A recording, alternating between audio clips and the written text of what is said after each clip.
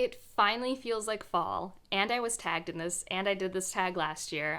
So Brittany tagged me in the Finally Fall book tag. It is finally a glorious 60 degrees outside, so I can wear sweaters, I can cuddle up with a blanket, it's not so humid. It's mostly humidity that I don't like about the summer. The heat actually doesn't bother me that much, but when it's hot and humid, no. I don't care that half my family's from the equator. I am not built for it. So I'm so happy it's fall. I love fall. I don't know. I'm pretty basic. I have always enjoyed this time of year. I think because it also correlated with starting of a new school year. It always felt like the second fresh start, right? You have like the new year and then you have the start of fall. And it just seems like a good reset point, and it's right before all of the cool holidays, before Halloween and Thanksgiving, and just like, it's great. So without further preamble, let's get to the questions. 1. In fall, the air is crisp and clear. Name a book with a vivid setting. For this one, I'm going to use Migrations, which takes place in both the Arctic and Antarctic and on the Atlantic Ocean, and all of these settings are so vivid in my opinion. So we're following this woman follow the potential last migration of these Arctic terns. This is a point in human future where we are far enough into this mass extinction where we really don't have wildlife anymore. And so she has always been a part of loving birds and conservation, and she wants to go on this journey. We don't really know why, and a lot about this woman is fascinating, and she really is part of the driving force of this narrative, trying to unpack her and what she's going through and why she does what she does. It's fantastic, and the settings, when it's cold, it's chilling. When you're on the water, you almost feel the movements. You can see the horizon. All of my senses felt connected to everything described. I thought I was there when the storm was happening. So the entire journey has such incredible settings, and I don't know, I feel like it's always when something is very cold that I put it on something like this list. Like in the past, I've used The Great Alone or Bear and the Nightingale, but this one's going to be Migrations, and it's short, and I really liked the audiobook while I was immersion reading, so I'll highly recommend it. 2. Nature is beautiful but also dying. Name a book that is beautifully written but also deals with a heavy topic like loss or grief. For this one, I'm going to talk about Hamnet. I feel like I don't talk about Hamnet a lot. So Hamnet is literally about Shakespeare and his wife dealing with the loss of their son Hamnet. And in this story, he is lost due to the Black Plague or the bubonic plague. A plague. I can't actually remember if those are the same thing or not. It's a bacterial infection and they don't have penicillin, presumably, and it doesn't go well. This is artistic liberty. We don't actually know how this son died, but it's that story. You have 2 timelines, the one where Hamnet gets the disease and dies, and one where you watch Shakespeare and his wife fall in love and form this family and form their career paths. And it's fascinating. I love it, and it for sure tackles grief. The last part of this book is a real deep character study into grief and how different people handle it. I loved it. It was really good. I primarily listened to this one on audiobook as well. And so, I don't know, it's a recent one I don't talk about a lot because it's not like fantasy or sci-fi, but I think that it works great for this prompt. 3. Fall is back to school season. Share a nonfiction book that taught you something new. That is true. It is back to school season. I know, because all the college students are back, and I have not even mixed feelings. I miss when they weren't here. That's like every Bostonian. We all dread the influx of the population because the summer is so nice. But the one I'm going to use for this is Caste, and there actually is going to be a book discussion on Jess Owen's channel in a couple weekends. I will be a part of that. But Caste is basically this thesis about how our racial divides, our tensions, are actually a caste system and how it follows the rules of other caste systems that we've had globally. It looks particularly at the caste system in India and also in Germany during Hitler's regime. So it was really interesting, and so some parts I didn't feel like I learned anything new, but there were some things where I was like, really? I guess I shouldn't be surprised, but dang. Like some medical things that I didn't know about, and also some historical things, like how in Nazi Germany they wrote their laws and that they were directly inspired by the Jim Crow laws that we had in the United States, which whoa, that makes sense, right? But it also just, it puts things in certain contexts, which I think was the intent of the work. I'm really excited to discuss it with Jess, and there's another co-host, and I cannot remember her name right now. I will put it here and link her channel or Instagram or any appropriate social media. But it's going to be a great discussion, and I definitely learned something new while reading it a couple months ago. 4. In order to keep warm, it's good to spend some time with the people we love. Name a fictional family, household, friend group that you'd like to be a part of. I didn't choose catfishing on Catnip. Not because I didn't want to, because I've said it recently in a tag, and I feel like I should branch out. I'm actually going to go talk about a series that I haven't talked about in a long time. I'm going to talk about the Founders trilogy, specifically the found family unit we have in Shorefall. I remember Shorefall just being a really fun palate cleanser of a read, and part of that was just like the chemistry of this team. It was so good. I was laughing with them, like the friendship dynamics were so good. So I think that's who I'm going to choose. It's definitely, for me, the highlight of that series overall are the friendships that are formed and the fact that they're like, we have to accomplish this task, so everyone has their different skills. Let's get it together. Like, I really like that. And I would just want to laugh with them. I guess, I don't know. I thought the dialogue was funny. I know there's different opinions on the dialogue. I thought it was a good time. And I think the 3rd book has finally been announced to be released next year. So I'm very excited. I'm always tempted to try and get the hardback of the 1st book because I own the paperback. But I don't think I love the series that much. And I do like how the paperback for the 1st book was. So I'll try and get Shorefall in paperback.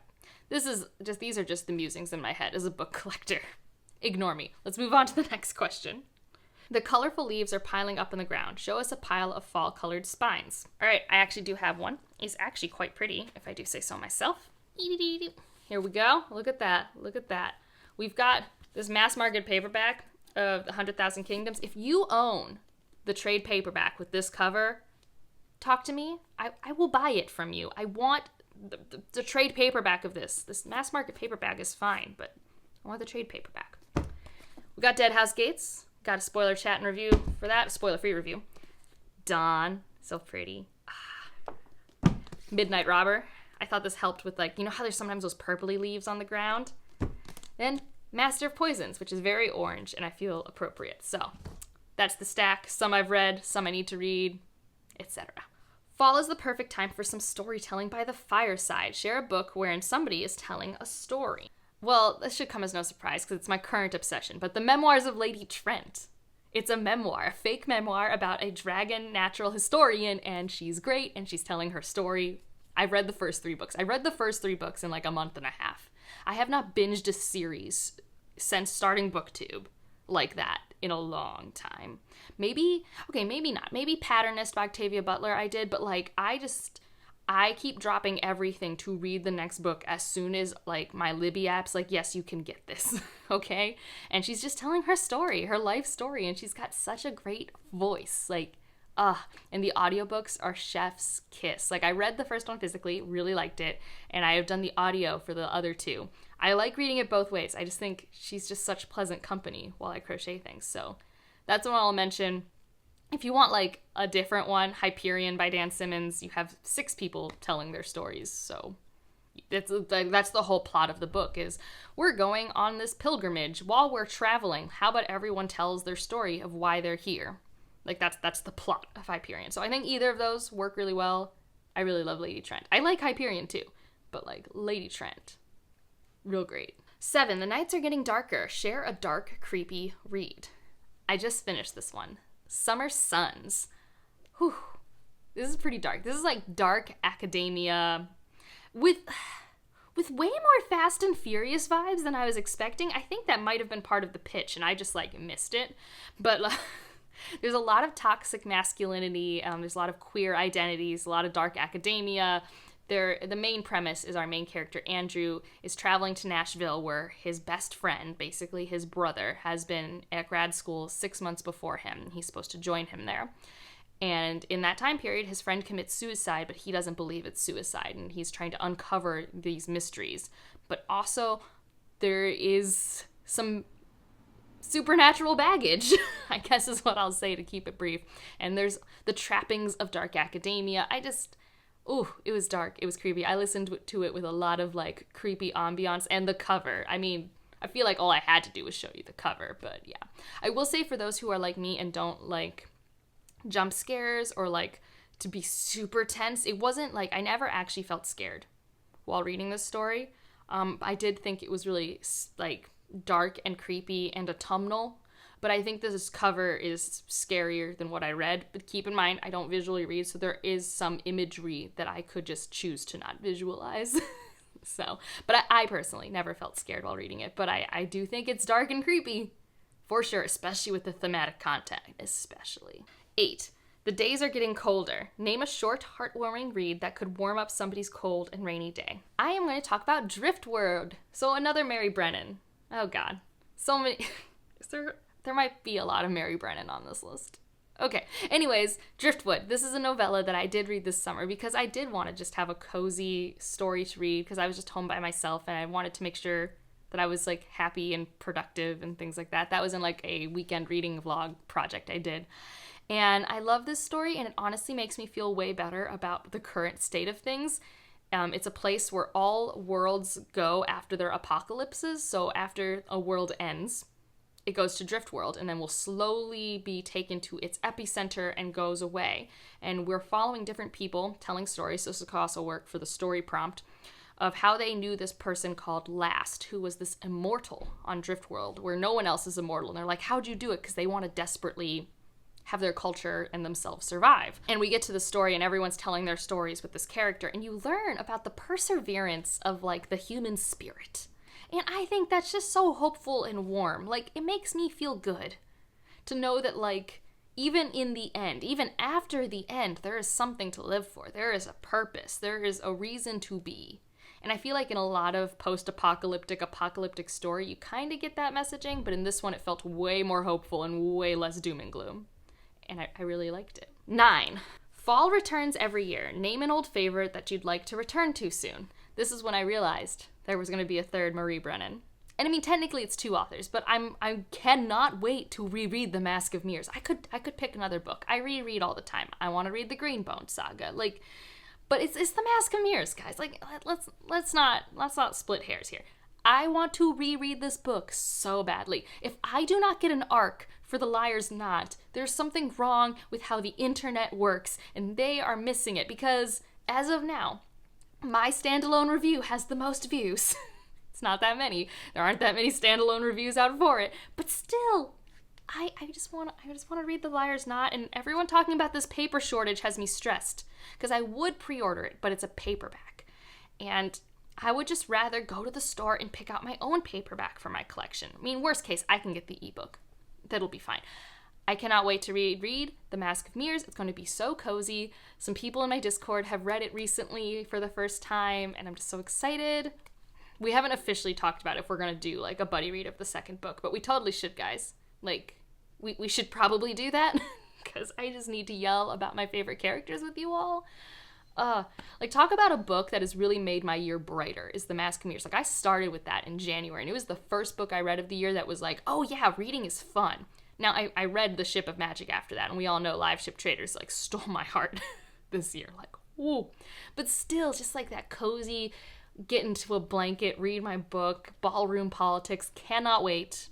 So yeah, Marie Brennan kind of took over this tag. So I guess that means she is a favorite author now, so I'm not mad about it. Let's move on to the next one. 10. Fall is the perfect time for cozy reading nights. Share your favorite cozy reading accessories. I forgot to bring it, so maybe I'll put a picture here, but it's not even an accessory, but I think it's really cute. There's this pillow with a dragon with books. I got it for Christmas, and like usually I just use it as a decoration on the couch, but sometimes it's a really great pillow to like rest my book on. So I use it for that, but otherwise, I just have blankets. Ooh, recently I got noise canceling headphones. Game changer. I don't even always listen to audiobooks when I use them, but I can filter out the sound of the college students, which, see previous question, are back and are loud and are partying all the time. I mean, I get it. They didn't get to party last year. All of them are vaccinated because they have to be. So, like, no shame. But they're loud, and sometimes I don't want to party on a Friday night. I just want to read my book, because that has always been my aesthetic. We're not even going to pretend it's because I'm old. No, I just like to read books on the weekend. So the noise-canceling headphones have been a game changer, and I'm looking into getting a candle melter thing, because I don't trust my cats around open flame, but I want to smell something. So there's like a way, there's like those hot pads where you can put stuff on it, and I feel like that is marginally safer. Like, that's still like unsupervised, could be bad, but it feels less bad than my cat accidentally knocking over a candle with a flame in it. I don't know. I don't trust them. So I think those are all the questions, and I'm supposed to tag people, but I feel like I tagged people last year. But so full disclaimer, if you just want to do this, do it. I want to briefly look through people who sometimes do tags. So first of all, Evie, you do tags. Feel free to do this at the beginning of winter, since I know you have a huge backlog. So I think that would actually be really funny. I think last year Amber tagged me in this, so I'm going to tag her this year. So Amber from Books with Amber, it's your turn to do this tag. And similarly, I will tag Kayla from Crack Into a Good Books, one of my longest booktube friends. Should definitely check out her channel. She just did a cool unboxing of like an adult book box. So if you've always been looking for adult book boxes, I would check out her video of that. And then Jessie from The Bookish Mom. You like fall. I assume all my friends like fall. So those are people, but obviously everyone can do this. It's a pretty bookish staple. I'll have Brittany's, and if I can find it, the original tag and the prompts in the description. And otherwise, I'm gonna go because there is a beam of light coming towards me. If you watched Friday's video, you understand that there's some level of stress with me and this beam of light that you can't see. But once it hits this bookshelf, filming will no longer be fun. If you want to leave an emoji and, leave a leaf for fall, a colorful leaf or maybe a green leaf, I guess, depending on where you are. Let me know what your favorite thing to do in fall is. For me, I don't know. I just like how fresh everything feels. I just like being cold. And I don't know. It's a really wonderful time of year. And otherwise, like if you liked it, subscribe if you want to, and I'll see you in the next one. Bye.